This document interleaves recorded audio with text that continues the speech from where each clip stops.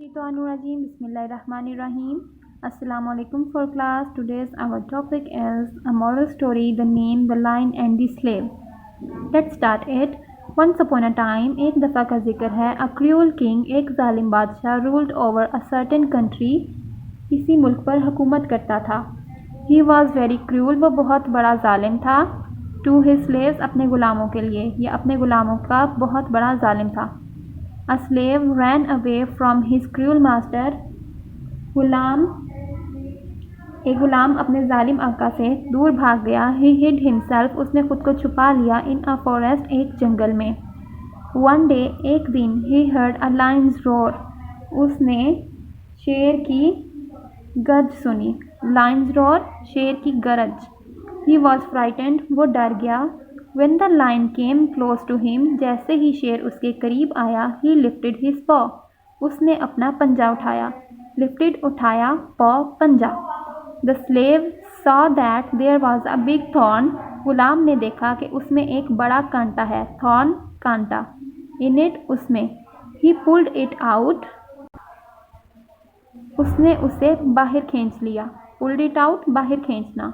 The lion licked. Lion ने चाटा his hands. उसके हाथों को and went away. और वो चला गया. After a few days. कुछ दिनों के बाद. The slave was arrested by the king's soldier.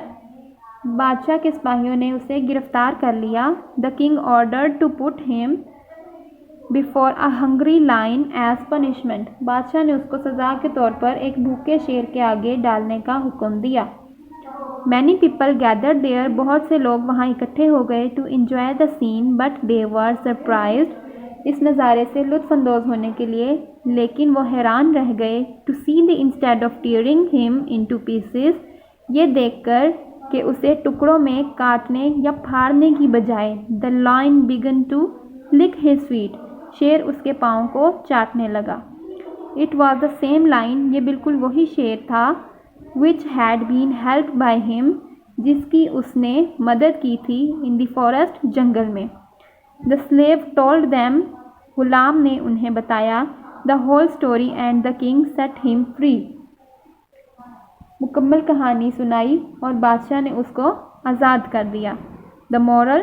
Do good, have good. नतीजा क्या है? अच्छा करोगे, अच्छा भरोगे. Okay students, in this story we have learned कि जैसे इंसान करता है बिल्कुल वैसे ही वो पाता है. अगर आप किसी के साथ अच्छा करेंगे तो नेक्स्ट पर्सन भी आपके साथ अच्छा करेगा. अगर उस वक़्त ये गुलाम उस शेर के पाँव से वो कांटा ना निकालता तो क्या आज शेर उसकी मदद करता या उसे छोड़ देता? बिल्कुल नहीं.